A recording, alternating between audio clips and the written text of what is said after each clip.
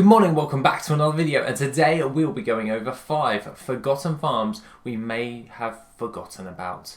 Now just stick around and enjoy the video. Okay, coming in at number 1 is the Blades Edge Mountain Crystal Farm.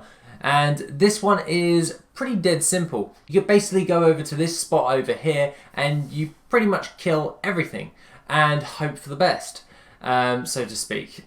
You do get quite a bit of netherweave cloth by actually doing this, but that is only like a small minority of what's actually going to occur.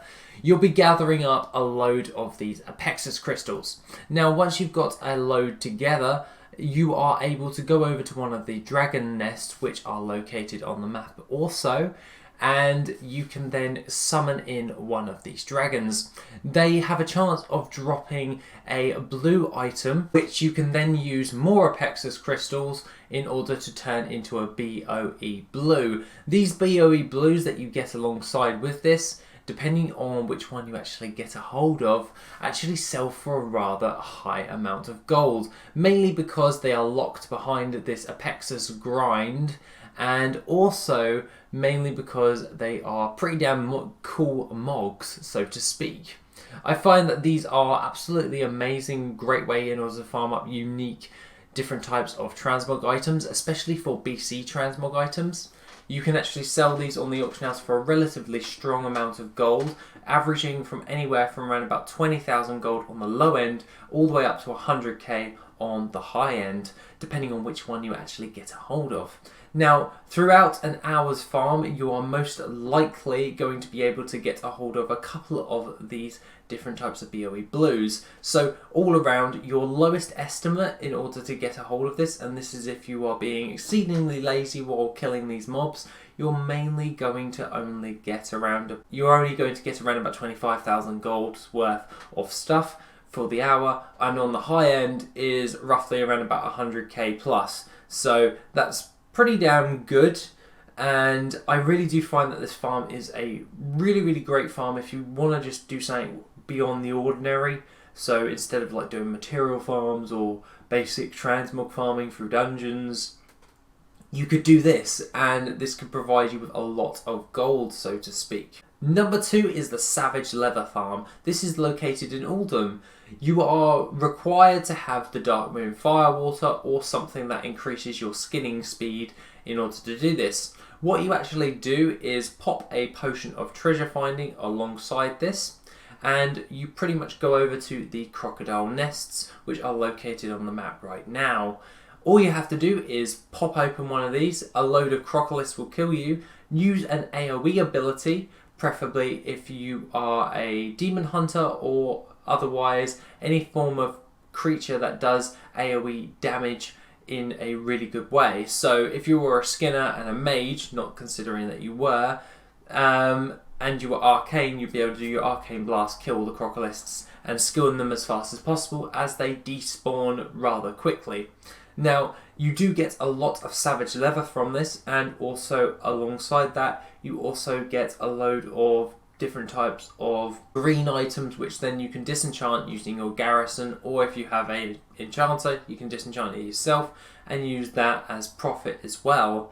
Now, alongside this, the potion of treasure finding will actually drop you loads of little different types of things, so you'll be able to get a wide variety of ember silk cloth, pyrite ore, or you're going to be getting hold of a load of different volatiles. Now, I find that this to be a great farm in order to do, and it is really simple to do. It's just run over to the crocodile thing, pop it, blast them down, skin them as fast as, loot and skin as fast as possible, sorry. And that's pretty much what you're going to be doing. On average, it's around about 30k per hour, give or take, depending on your realm. But at the end of the day, on the low end, on one of my highest pop servers, it roughly is around about 22,000 gold on average. And on the low servers, goes upwards to around about 35,000 gold per hour. So I hit it in the middle for the gold per hour on average. Is something around about 30,000 gold. So there you go. That being the case, let's move into number 3. For number 3 is a transmog farm, and that is the BLACKFATHOM Deeps. Now, the BLACKFATHOM Deeps is a highly great transmog farming location. There is only one thing that is like a problem though, and that would be the insane length of this dungeon. Now obviously it's quite linear, so it's rather easy to run, but it's getting back to the beginning which is the hardest part. Now what I find with this is if I use my Dreamwalk ability as a druid, I can then portal out, do my thing, and come back in to the actual instance, and then just carry on once I've reset it, of course, while I've gone out using Dreamwalk, and then I Dreamwalk back into the instance, if you get me. Press Dreamwalk on the way out once you finish the run, reset the instance, Dreamwalk back in, and then that's pretty much how I do it. You can also use different types of abilities, such as using the Proving Grounds, I believe still works. So you can set up a Proving Grounds in order to go in and out of all of that, and reset and redo the instance and go back in. Now, if you have a speed set, this actually takes less than like a few minutes in order to do, and the main thing for this transmog farm is the BOE blues. The BOE blues on average are insanely priced. Like, I couldn't even find an average for this stuff, mainly because no one actually farms it, and other than that, the supply for it is so low because no one actually really farms it, that the prices are so high, yet the sell rates are so high as well.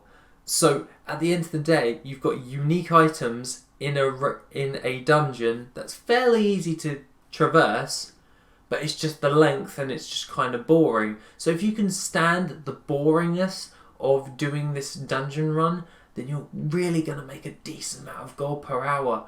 Like, I'm not even joking. Especially if you get one of the BOE blues, you'll be laughing, seriously. And that being the case, the BLACKFATHOM Deeps is by far one of my favourite transmog farms, even though I've never really covered it. But that being the case, guys, let's get into number 4. Now, for number 4, we have the Lower Blackrock Spire. Now, I know what you're saying. It's a terrible transmog farming location. I understand it's a bad transmog farming location. You don't get a lot of good stuff from there. But that's not why we're here. What you're going to be doing is spending about 10 minutes doing the Arcanite Reaper Plans farm. Now, all you have to do is make a macro up for BANNOK GRIMAXE, so /tar BANNOK GRIMAXE, and just press it as soon as you go into the instance. If he does not show, you run out and reset the instance, and then go back in and see if he's up. Every time he is up, you will run towards him, jump down, kill him, see if he drops the plans at a 10% drop chance. By the way, 10% is pretty damn good. And then jump into the lava, kill yourself, and go back to the beginning, reset, and then go and rinse and repeat. You're pretty much going to do this in around about 10 minutes, or just under 10 minutes, depending on how fast you actually are. And on average, you do get a plans of the Arcanite Reaper either every hour or every other hour, depending on RNG, obviously. That is always a factor when it comes to this type of farm. But at the end of the day, the plans of the Arcanite Reaper sell rather well.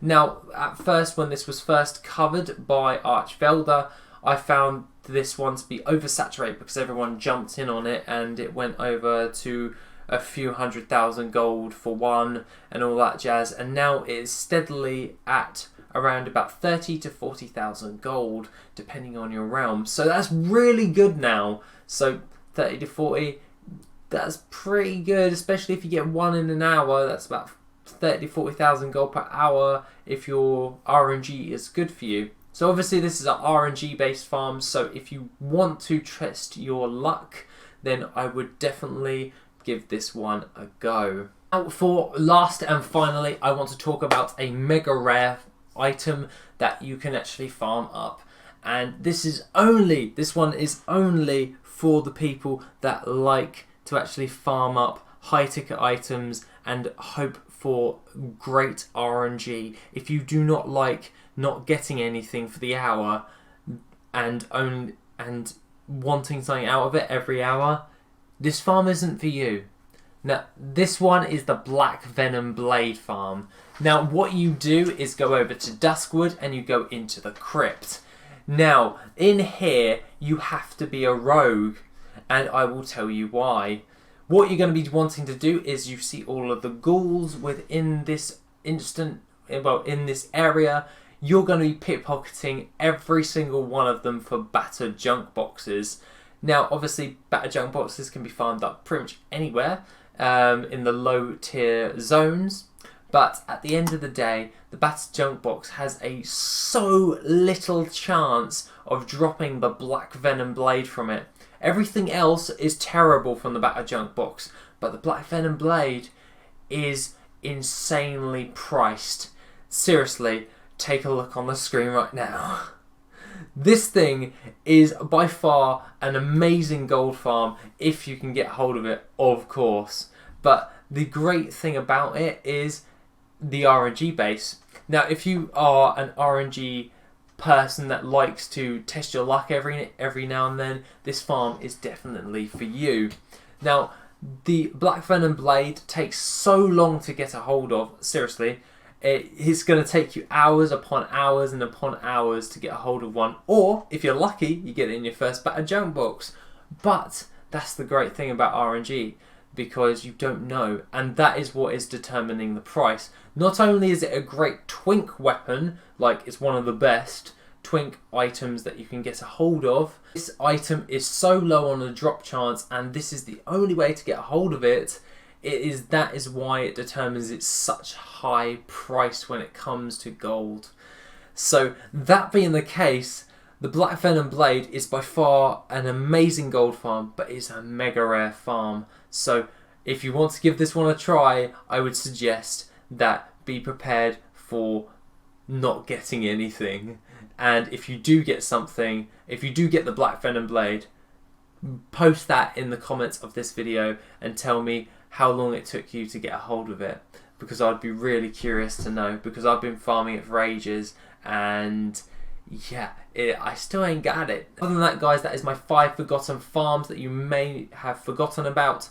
So that being the case, have a lovely rest of the day, and I shall see you in the next video, which will be on Wednesday. Have a lovely day, guys, and I shall see you soon.